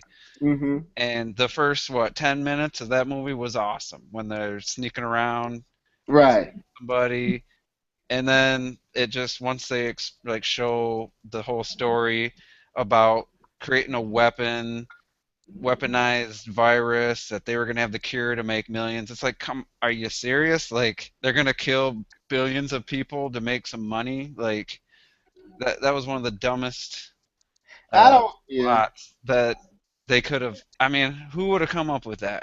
If out of us watching the cartoons and everything, the comics and all that, who would have come up with that dumb of a plot? It's because they don't care about the lure, man. Even though, It's like like, a James Bond. That's like that's why I appreciate Marvel so much. Like Marvel and Disney has actually taken these comic books and brought it to life on the big screen to where when you sit there, even though they might make little subtle changes, you still appreciate what they're doing.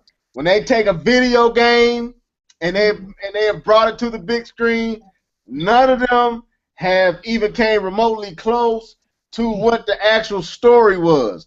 With the whole Tomb Raider, they had the best good person playing Angela Jolie, but the stories and it was, I don't know, man. Just like, what in the world are y'all thinking? But go ahead, live, John. Whoever want to go next.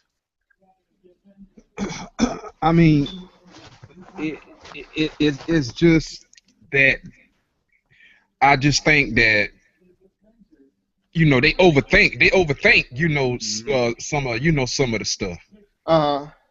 And instead of them, like you said, just going with what the story, that's in the video game, they want to, got this elaborate idea, about, how it's supposed to be when it's not, we already had a perception that Mario is a platformer and he jumps, and from platform to platform, he jumps on mushrooms, Goombas, and stuff like that, But then when you make the game, it's like you have an Italian plumber and he's doing this and he's doing that, and I'm like, man, what in the world is going on? he wasn't That's Italian, he was British. yeah. I'm like, I mean, what in the world is going on? Mm-hmm. Like this is the last thing I'm gonna say. Nintendo, go to DreamWorks Animation Studios, give them the keys to Mario, come up with a story where Mario saves a princess. I don't care that we've seen it 100 times in games. Make it. They should do an origin of how Mario got into the world and I how he met wouldn't the even princess. mess with that. Just You have would? Mario already exist and him fighting the Koopas and have amazing CGI animation with good, well-written jokes for the kids and for the adults, and just make a heartwarming story around it. And you got at least 800 million worldwide, just with a budget probably of maybe 150 million or something. It's just there for the taking. Like the money, if they want to make money, just do that. And some of these generic movies they put out, they do 500-600 million dollars just because it's an animated movie that parents can take their kids to. Give it that Nintendo charm. Put Mario in it, Yoshi, um, and all the Koopalings. Make an entertaining, heartfelt movie, and it's gonna do. I mean, it's gonna just wreck the box office. I don't know why they don't do that. Right. Well, we can be on it because this is something like we're gonna have to do a movie because all of us are movie buffs. John is a big movie buff, and Terminator, you a big movie buff. Live a movie buff, so we might have to do a podcast where we just talking about movies because we can spend all night on this, and I don't want to, like I said, I don't want to extend this podcast too long, but Hollywood need to do a lot better with taking our childhood memories, video games, and cartoons, and bringing them to the big screen. They need to do a better job of that because they're ruining my childhood. Like I said, with John Shaw and Ninja Turtles, yes, the first Ninja Turtle was good, but I can't lie and say I wasn't sitting there like, well, he ain't a rat that turned into a turtle though. You know what I'm saying? Like I just remember sitting back in my chair like, why would they change? What was the point of changing that? Like, if the Ninja Turtles can turn into humans, why can't a human turn into a rat? That made more sense. Yeah. Yeah, it would make more sense why the turtles was with him. Like they was his turtles. So, Exactly. but Let me ask you something. What happened to to the Zelda series that was supposed to come on Netflix. That was supposed to be a special for Netflix. I think it was rumored. I don't know if it was That was actually. rumored. It was just a but rumor. Please be true, because Netflix has been killing it with their TV series, man. Well, it's supposed to got canceled. But see, they asked Reggie about it, and Reggie didn't never turn it down. He kind of like danced around it, but he didn't never say, like know anything about it. So do you think that might have something to do with why the Wii U version got pushed back? I don't know. John, where you at, man? You quiet over there. Yeah, John. Shaw? He's playing Splatoon. Are you playing Splatoon? No, I couldn't get my mouse over the other screen, man. Tell your son, man, that it was nice having him on. Let him say something. Let him share his thoughts. I told him to say something. I thought that's who was asking questions. I kept on saying the mic's right there. I didn't have the headphones on, so I couldn't hear what he was saying. I told him to listen up. I don't think I think I threw him off. So next time I let him talk. That was probably my bad. But anyway, you got anything else you want to say on this before we try to answer? I'm not gonna answer all these questions. I'm just gonna answer Stop two. hating on my Ninja Turtles, man. I'm sorry, man. They should have changed Splinter, man. I was a kid. I didn't care. I cared, man. I definitely cared. I cared, bro. But anyway, let's get into these questions. We got GV Gen U asked a few, but because of time, I'm gonna answer. I'm just gonna ask two of his, and then Keith Norris asked two, and I'm gonna ask both of his. So I'm gonna pick out two that I thought was very interesting. So let me read through them. Yeah, we unanswered that before. So let's go with the second one he asked. He said, "This is from how you say his name, Terminator? Is it GVGINU? You just say all the letters. GVGINU. Genu. No, I was playing. He asked, do you think it's a bit odd that Bethesda first scoffed at the idea of the Wii U gamepad, but then turned around and made a Pip Boy, is it Pip Boy? Yeah. With a separate screen for use with Fallout 4? I'm gonna ask John Shaw, what's your thoughts on Bethesda pretty much, downplaying the gamepad, but then turn around and make a second screen to go for use for the Fallout 4 game? Well, it's a lot of developers that downplayed that could have that if they would have actually paid attention to it and utilized it, could have made the games a lot better. Like Bethesda being one of them. Come on, like the Pip Boy being on it, that's like perfect secondary menu screen. I mean, like the Wii, the gamepad, that's almost like what it's made for. Like, so you take all the menu screens and all that stuff and put it on the thing without having to take away from the game or pause or anything like that. That's what it's made for. And for them to do that, they could. I don't know. I just don't. I don't know. I think they lost the opportunity. Now this new game, I don't personally think it could have been on the Wii U. Okay. Because from my understanding this is supposed to be like a big venture for them that. It's supposed to be big graphical and it's supposed to be a big long game and stuff like that. So I don't think it could have been, but they could have brought some other games to the Wii U. I'm pretty sure people have bought it because that series is loved for it's one of those big open world games that people love. Okay. Live. What was the question again? Do you think it's a bit odd that Bethesda first scoffed at the idea of the Wii U gamepad, but then turned around and made a Pip Boy, which is a separate screen for the Fallout 4 game? So they got a game that utilizes a second screen, but they didn't like the idea of the Wii U gamepad. Ooh, that's kind of contradicting themselves, Yeah. I was thinking about this, not the first from the question, but okay, like with Zombie, with Zombie U, when they put it on the PS4 and the Xbox One, why didn't they just utilize the second screen, like make an app and did it, like for the tablet or or whatever, or your cell phone or whatever, like that. But that that to me, I think Fallout to me, it's not a graphical game. I think that's a cop out when they say, we can't put the game on the Wii U. You can put the game on the Wii U. If you can put it on Xbox 360 and PS3, you can put it on the Wii U.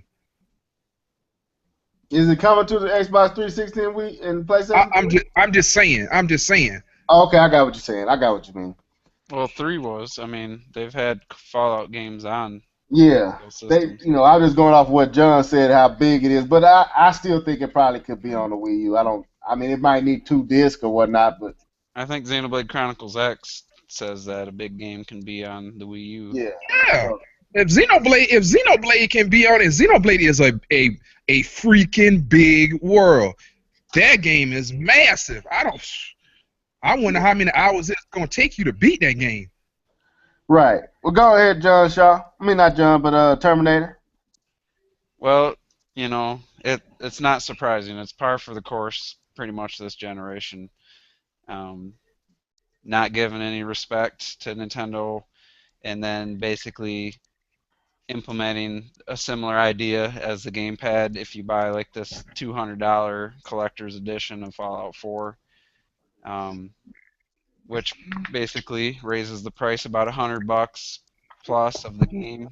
The big complaint people say about the gamepad raising the price of the Wii U $100. It's just very hypocritical, and anyone that buys it that has said anything about the gamepad not being, they should take it out of the system and it's not worth the $100, they don't want to be forced to buy it, and buys that Fallout 4 collector's edition, then they're hypocrites just like Bethesda. And it's like Francis from Player Essence. We tease him all the time about him wanting RPGs on the Wii U, but I can't deny that an open world RPG with the second screen makes even any open world game makes it so much better. Like I don't want to play off TV because for like what was it, Assassin's Creed, because then I lose that instant map and everything that separate screen experience. And it's like Fallout. It's not a game I would play, but everything I've seen about there's a lot of menus and stuff to go through. Just having that on your gamepad, maybe having some shortcuts to stuff, it just makes perfect sense. And but yeah, I'm not surprised that they went ahead and they dissed the gamepad, and now they're basically copying it. So right, that's pretty much. As far as my opinion on this, it's the overall agenda that I always felt was with this generation. I felt like it was a collaborative effort to neuter the Wii U. That's just my opinion. The smart glass said it. The Vita integration with the PlayStation 4 said it. Bethesda and what they're doing now saying it. It's just the agenda was to neuter the Wii U. To cripple the effectiveness of the gamepad, to make it seem like it was just a gimmick and not really take advantage of it. But now that the gimmick has seemingly failed, now they want to start showing games that take advantage of a second screen iteration or a second screen gameplay. So just like Watch Dogs, it never made sense to me that you would have a game that utilizes a phone, but on the gamepad you won't make the gamepad be the phone. Obvious stuff like that they ain't willing to do. But I guarantee you.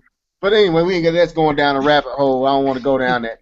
But to me, it's hypocritical. Like Live was saying, it's just hypocritical. And like what John was saying, and what Terminator said as well, it's just all hypocritical, man. But anybody else got something they want to share on this before we go to another question he asked?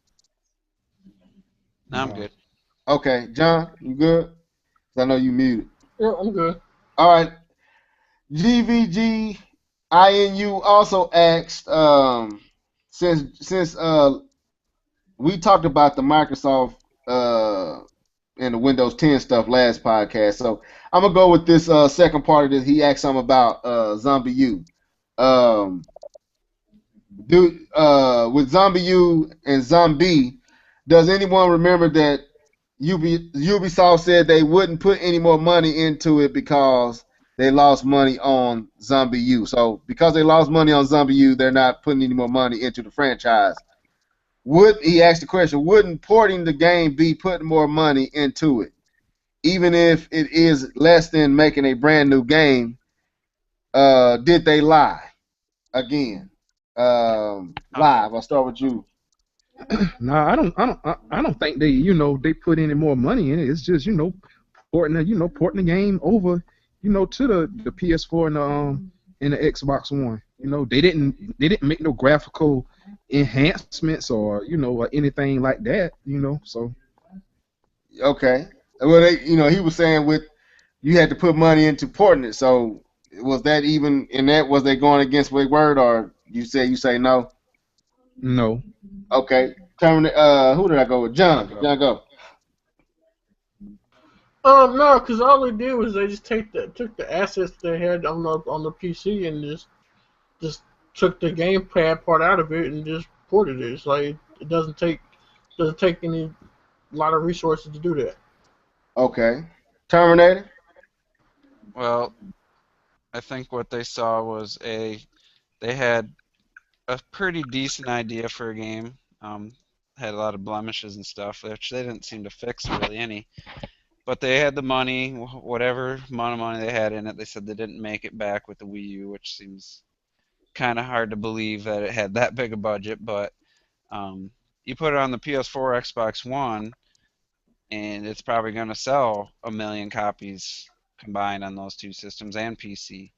So I'm guessing the little bit they had to put in to port it is going to be easy to get back because, I mean, what kind of, I mean, you could say the Wii U's been in a similar situation, but the PS4, Xbox One, other than Batman, it's been pretty dry the last 3 months. So maybe they thought they had a window of opportunity to get a game out when people are looking for something to play.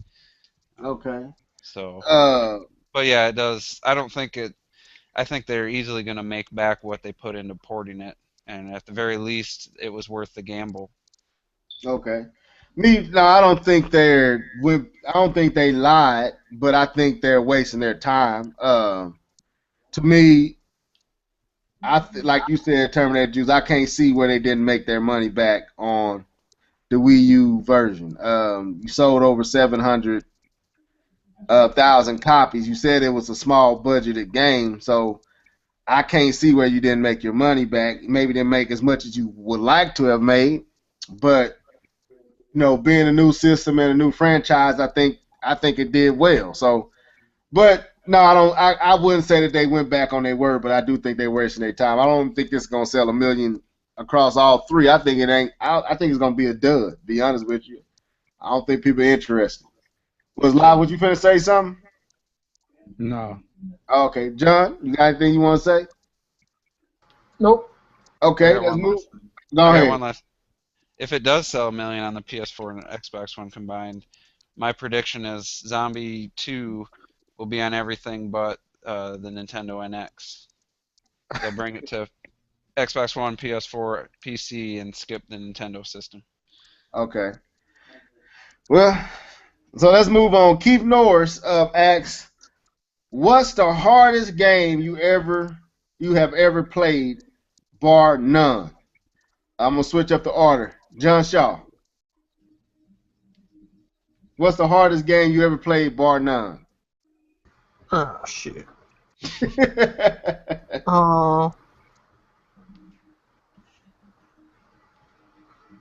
Uh, you gotta correct me. You know my memory hazy.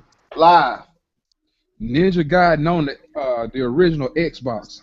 Oh, you stole one of mine. I was gonna say Ninja Gaiden, but I was gonna say on the Nintendo, original Me Nintendo. too. Ninja Gaiden 3 for me on the NES. But, I haven't tried it as an adult, but as a kid, I could not get past that. With the wind blowing would change directions. Ghouls Um, and Goblins. that too, Super Ghouls and What? Goblins. Super Ghouls and Goblins was hard as crap, man. What? Let's break it down into retro versus and then modern. What? What you mean? What live? It wasn't hard to you? No. Man, I used to have problems with Ghouls and Goblins, man. A few of them Mega Man games. But go ahead. I mean, so you said Ninja Gaiden for the Xbox One. That was pretty hard. That was really hard. For the original. Terminator said Ninja Gaiden 3 for the NES. John, you thought of anything yet? I might say Mega Man because I ain't never beat none of them. You ain't beat 2? I ain't beat none of them. Oh, I don't John. even think I got past second, third level on any of them. Man, Oh. I beat 2. I think I got frustrated and said, you know what, I don't even want to play this game no more. Go ahead, Live. What you supposed to say? I was just saying, oh boy.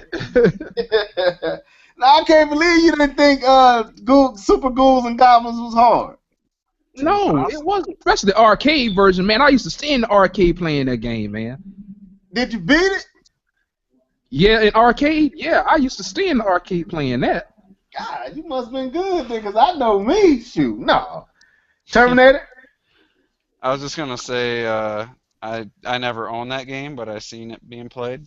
But maybe we should break it down into retro games and modern games because retro games were a lot harder. Oh, okay. Yeah, okay. So, retro, you say Ninja Gaiden 3. What's your modern? Probably gonna be Ninja Gaiden on the original Xbox, but Bayonetta on Infinite Climax or Infinite Difficulty, whatever it's called. Oh, I think okay. it's Infinite Climax. I'm going to shock y'all with mine. I'm going to shock y'all. Y'all going to probably like, what? Super Mario Brothers.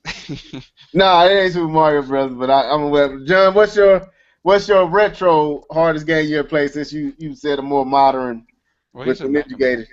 Huh? You said Mega Man, didn't you? No, that's Mega Man. Yeah, you said. I was looking at live and I said John, but John, what's your modern game that's hard since you said retro? Modern? Yeah. I'm had to be honest, man. None of these modern games been hard to me. Okay. All right. That's fair. That's fair because it ain't many. I got one. Live, what's your retro? Oh, man. I've got to say... it's probably Ninja Gaiden. Ninja Gaiden for the NES? Oh, no, I take that back. My fault. What's that stupid game that came out on PS4 just recently? Oh, Bloodborne? Yeah, that shit. Live, you said both Ninja Gaidens for the Xbox and the NES. Terminator, you said Ninja Gaiden 3 and what? Well, it was kind of a tie. Putting them on hard mode. The base difficulty, Bayonetta. like John Shaw said, the base difficulty of all these modern games aren't that hard. Right. But I would say on the Xbox, original Xbox, the Ninja Gaiden was on Ninja hard. Gaiden was hard. And then Bayonetta on Infinite Climax difficulty is damn impossible. So. Okay. Mine's modern is Tropical Freeze. Ooh. Tropical Freeze, I don't care if you got it on normal, it's hard. That game, I'm not going to even front. It made me so mad I put it down. And I'm ashamed, but I'm come forward right now and let y'all guys know I have not beat Tropical Freeze yet. I'm nowhere near close to beating Tropical Freeze. I only think I'm at the 5th stage yet. I just get so frustrated. I think I'm on the 5th or 6th level. The world you talking? In the world, like I'm on the 6th world. Is that like the tropical island where there's a lot of underwater? Yeah, a lot of underwater. I'm right there. And are you getting stuck trying to get the Kong letters, or are you just trying to get through it? Just getting through it. Like I can beat it, but I get so frustrated, man. I just put it down. Like I'm frustrated. So yeah, Tropical Freeze has been stumping my behind, man, for like the last 2 years. I'd say Donkey Kong Returns for me. For a long time, I think I waited a year to go back because I was so frustrated with that where you're like it was like a mine cart, but it wasn't. You're like on there was like 3 carts and then things would pop out of it. Yeah, I know what part you're talking about. Yeah. I finally beat that one. Yeah, I finally beat that game, but yeah, those games are hard. I forgot about those. Yeah, Live, would you feel to say something? No. Okay, John. Nope. Okay, this is the last question. We out of here. Keith Norris again. Have you ever thought about? Well, maybe this ain't a question. No, this is not a question. This is. Have you ever thought about theme questions? Like instead of leaving random questions, how about questions about a certain topic? So I don't really think that's a question. I think he was just It's a kind of an interesting idea though. yeah, questions Telling people, surrounding the topic. yeah, telling people ask questions related to this, and then Okay. I mean, I think it'd be cool if if we had a particular podcast that was only about one particular topic, but it kind of would. I don't know. I think I get tired of asking questions about the same topic. yeah, So that's true. so basically, guys, that's it. Anybody got any final words they want to share before we get out of here? I'll just say, Mr. L Live, man, go pick up that Wii U and Splatoon. Get warmed up for Mario Maker by playing some Splatoon, man. Because that game is the truth, man. That's Yes, tune is good. John, since you played it, so what's your verdict on Splatoon, man? I didn't give you a chance to give your verdict, man. What's your verdict? Oh yeah, it's fun. I like it. It's fun. I never doubted that it was gonna be fun. My stance on not buying it was I was pissed off that they didn't put voice chat in the game. Do you regret buying it, or are you happy you went on and got it?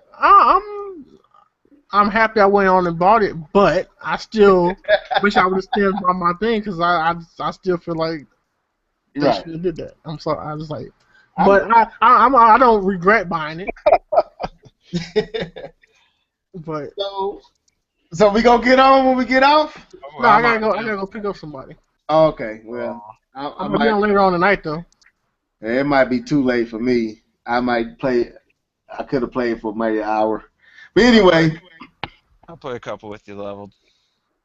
yeah. If this football game don't come on, I'm probably jump on. So yeah, I'll find you on there and jump in one of your games. You gonna be playing? Yeah, I'm playing right now. Okay, I'll jump in. Live.